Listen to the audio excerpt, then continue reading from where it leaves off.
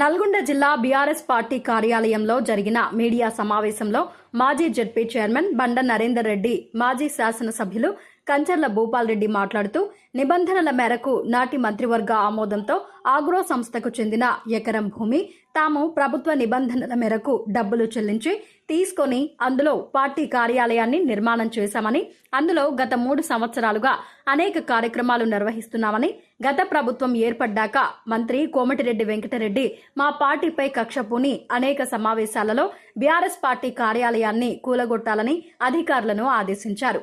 అప్పటి నల్గొండ మున్సిపాలిటీ కమిషనర్కు మేము అనుమతి కోరుతూ దాఖలు చేసినప్పటికీ ఏ పార్టీ కార్యాలయానికి అనుమతులు లేవు అని మమ్ము మభ్యపెట్టి అనుమతులు ఇవ్వలేదన్నారు. మున్సిపాలిటీ వారు మాకు నోటీసులు ఇచ్చినప్పుడు తాము ఫైన్తో డబ్బులు చెల్లిస్తామని, నిర్మాణానికి అనుమతి ఇవ్వాలని కోరినా మంత్రి ఆదేశంతో తిరస్కరించారన్నారు. గత్యంతరం లేని పరిస్థితిలో హైకోర్టును తాము ఆశ్రయించామని, కానీ కోర్టు తీర్పు మాకు అనుకూలంగా రాలేదు అన్నారు. కోర్టు తీర్పును ఆసరా చేసుకున్న కొంతమంది కాంగ్రెస్ పార్టీ నాయకులు జడ్జిమెంట్ కాపీ రాకముందే జేసీబీలు, బుల్డోజర్లతో కార్యాలయాన్ని కూలగొట్టాలని చూస్తున్నారని తీవ్రంగా విమర్శించారు. జడ్జిమెంట్ కాపీ అందిన వెంటనే మేము పైకోర్టులో అప్పీల్ చేస్తామని, అప్పటి వరకు బీఆర్ఎస్ పార్టీ కార్యాలయాన్ని కూల్చవద్దని అధికారులకు విజ్ఞప్తి చేశారు.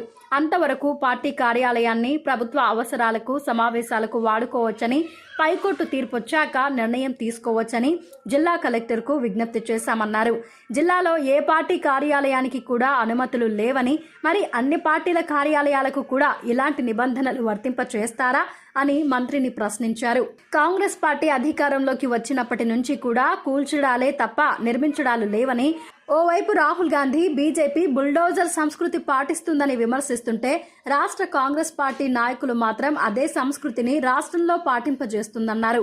తమ హయాంలో ఎన్నడూ కూడా ఇలాంటి పనులు చేయలేదని, ఏ పార్టీ కార్యాలయాన్ని ధ్వంసం చేయాలని చూడలేదన్నారు. దయచేసి అన్ని రాజకీయ పార్టీలు కూడా ఈ విషయమై స్పందించి ప్రజాస్వామ్య వ్యవస్థను నిలబెట్టాలని కోరారు. సిసిఎల్ నుంచి కలెక్టర్ ద్వారా బీఆర్ఎస్ పార్టీకి ఎకరం జాగా అలొకేషన్ అయ్యి సిసిఎల్ నుంచి మాకు సర్టిఫికేట్ వచ్చిన తర్వాత, కలెక్టర్ మాకు ఇచ్చిన తర్వాత, అప్పుడు మేము ఈ కార్యాలయాన్ని నిర్మాణానికి ఆ రోజు ఉన్నటువంటి కమిషనర్ దగ్గర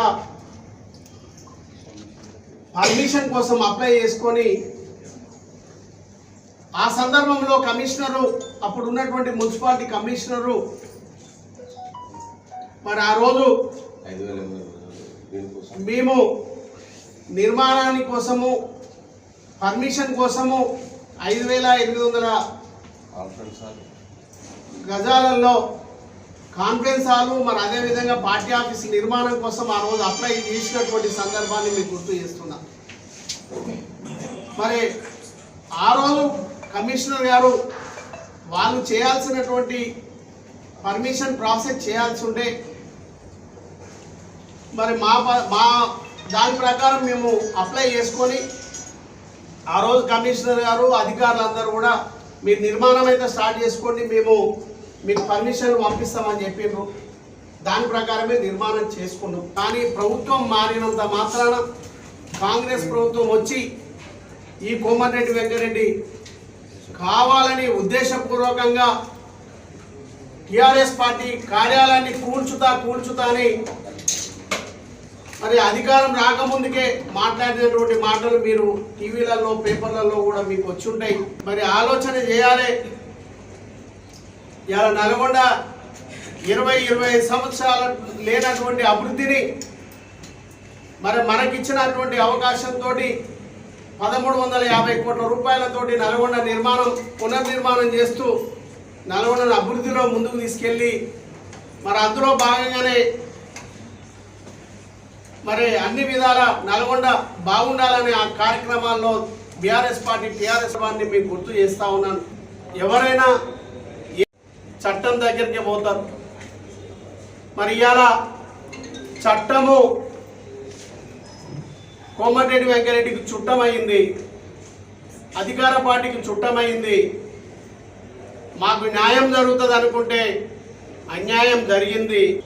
అయినా ఆర్డర్ ఇంకా రాలే. ఆర్డర్ వచ్చిన తర్వాత ఆర్డర్ని మరి డబల్ బెంచ్ మరి ఇంకా పైకోర్టులను ఆశ్రయించడానికి కూడా సిద్ధంగా ఉన్నాం.